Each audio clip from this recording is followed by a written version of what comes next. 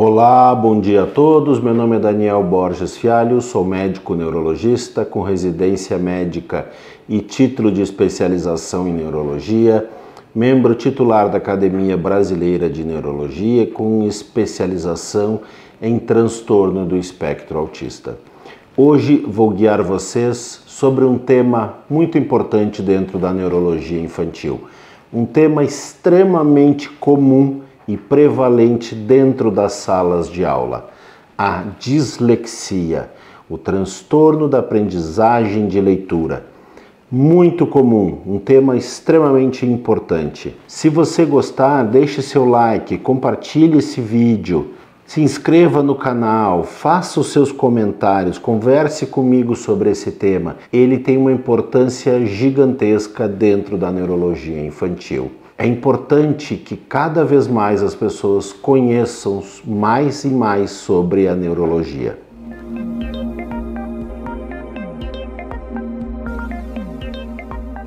A dislexia, ou transtorno da aprendizagem de leitura, é um transtorno extremamente comum dentro da sala de aula, principalmente na idade da educação fundamental, na idade após a alfabetização. É um tema que leva em torno de 5 a 20% das crianças dentro de uma sala de aula ou das crianças após o período de alfabetização. Esse percentual ele varia muito de acordo com inúmeros fatores que vão desde uma alfabetização adequada, passando até pela família. Famílias que têm comprometimentos intelectuais mais acentuados têm uma dificuldade maior também de ajustar, de ajudar os seus filhos, o que leva a uma maior taxa desse transtorno de aprendizagem de leitura. O que acontece na dislexia, o que acontece no transtorno da aprendizagem de leitura? Mais importante até do que responder essa pergunta é que nós consigamos entender o que acontece antes da dislexia. Quais os fatores de risco? O que leva essas crianças a ter a dislexia? Por que essa criança pode ter dislexia? O que a gente pode mudar antes disso? O que numa criança de 2 ou 3 anos nos leva a pensar que ela poderá ter dislexia no futuro? A dislexia é um transtorno constitutivo, ou seja, ele não é adquirido. Nós nascemos com esta predisposição, porque há componentes genéticos e há componentes epigenéticos, ou seja, há componentes genéticos que há uma contribuição paterna ou materna.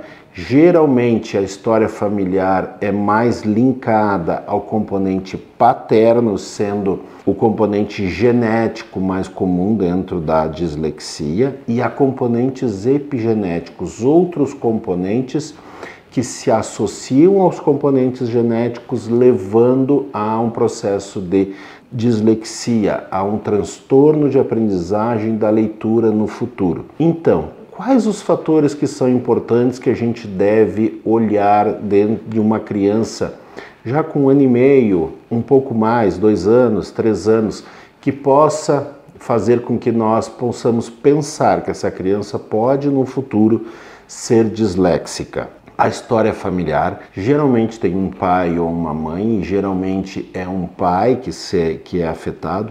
Muitas vezes a gente não sabe disso, a gente vai saber depois do diagnóstico, a gente faz o diagnóstico de dislexia na criança e depois a gente conversando, a gente descobre que tem um pai ou uma mãe que tem dislexia. Mas é muito incomum a criança ser a primeira disléxica na família. É muito comum sempre existir alguém que já é disléxico na família. Outra coisa muito comum de acontecer, essas crianças têm dificuldades com rimas, têm dificuldades em gravar historinhas. A gente canta uma musiquinha e ela tem uma dificuldade de gravar isso. Ela tem uma dificuldade com nomes, ela troca nomes, ela não se lembra nomes. Por exemplo, ela quer dizer caneta.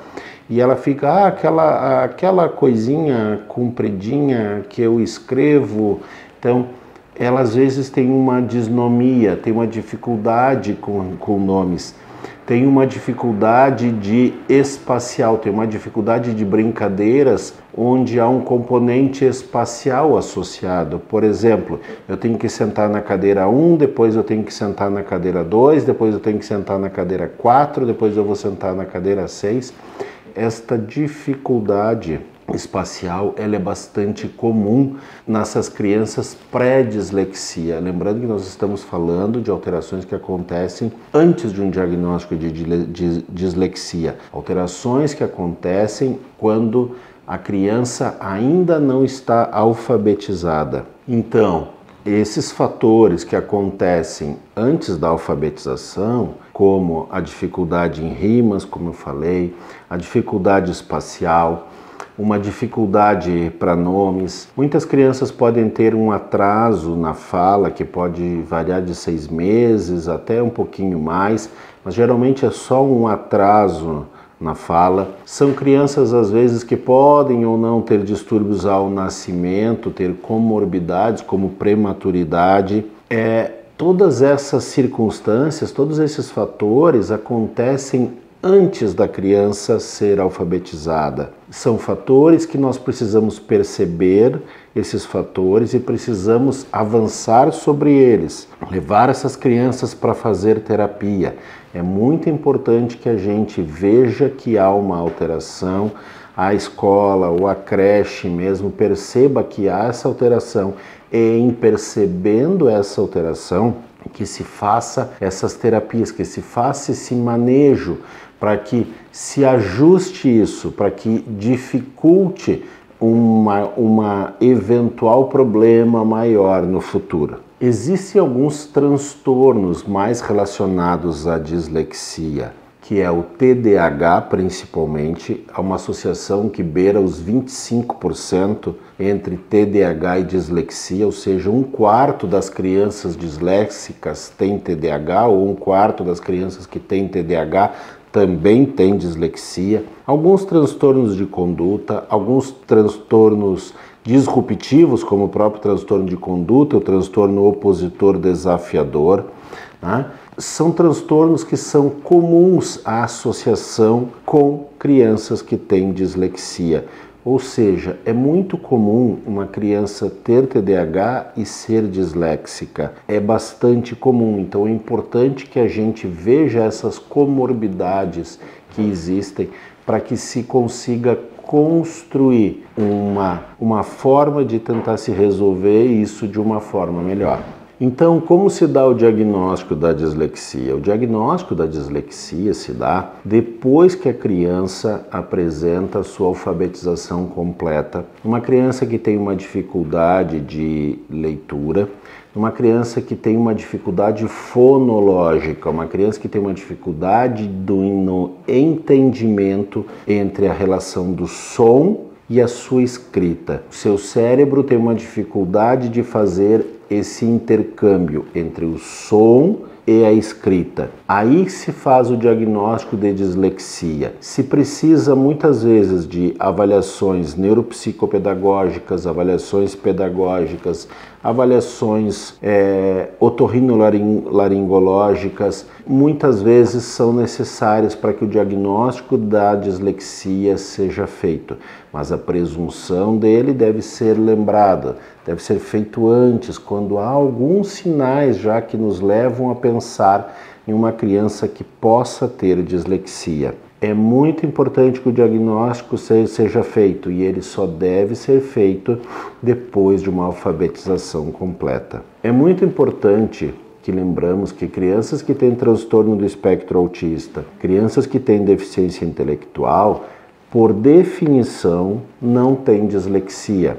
Elas podem ter transtorno da aprendizagem de leitura e não dislexia. Elas têm um transtorno de aprendizagem de leitura, como elas têm também um transtorno de aprendizagem de escrita, um transtorno de aprendizagem de cálculos, que a gente também não chama de discalculia. Mas essas crianças têm uma dificuldade que a gente chama de transtorno misto das habilidades escolares.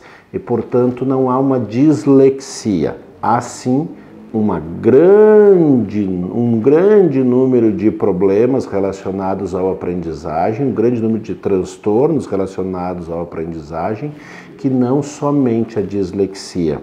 É muito importante o papel da escola nesse contexto. A escola tem um papel preponderante. A escola, com esse papel muito importante, deve primar por 3 aspectos muito importantes: a estimulação, a remediação e a acomodação dentro da dislexia. A estimulação é fazer com que essa criança seja estimulada ao máximo, seja revisto muitos conceitos mesmo de alfabetização e seja estimulada para que consiga alcançar o seu máximo potencial. A remediação são fatores que devem ser relacionados dentro da escola para que se consiga mudar a forma com que a gente enxerga essa criança dentro da sala de aula. E a acomodação é uma forma melhor de encarar essa criança dentro das suas deficiências, para que essa criança consiga melhorar de uma forma mais abrangente.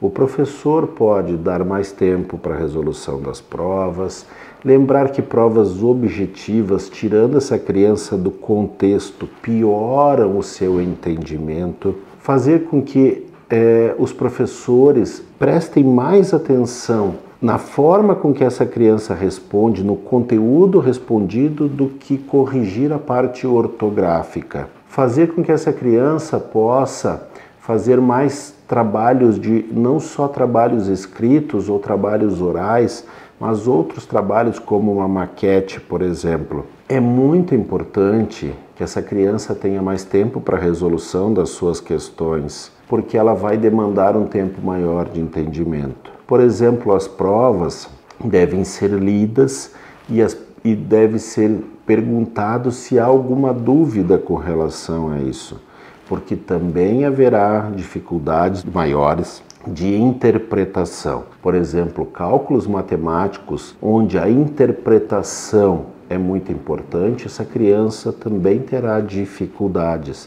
Então é importante que a gente entenda todos esses fatores que fazem parte da dislexia, que é bastante comum, 5 a 20% das crianças dentro de uma sala de aula, que tem ligação com inúmeros outros transtornos, mas principalmente com o transtorno do déficit de atenção e da hiperatividade, chegando a 25% esta relação. É um transtorno que leva à depressão, que leva à ansiedade, que leva à dificuldade dentro da sala de aula. É uma criança que às vezes vai tender ao abandono da escola, tender a não querer ler, a uma repulsa pela leitura. Então, é muito importante que esse diagnóstico seja feito, é muito importante que a escola tenha um papel fundamental dentro da construção tanto do diagnóstico quanto do tratamento da dislexia. A dislexia ou transtorno da aprendizagem de leitura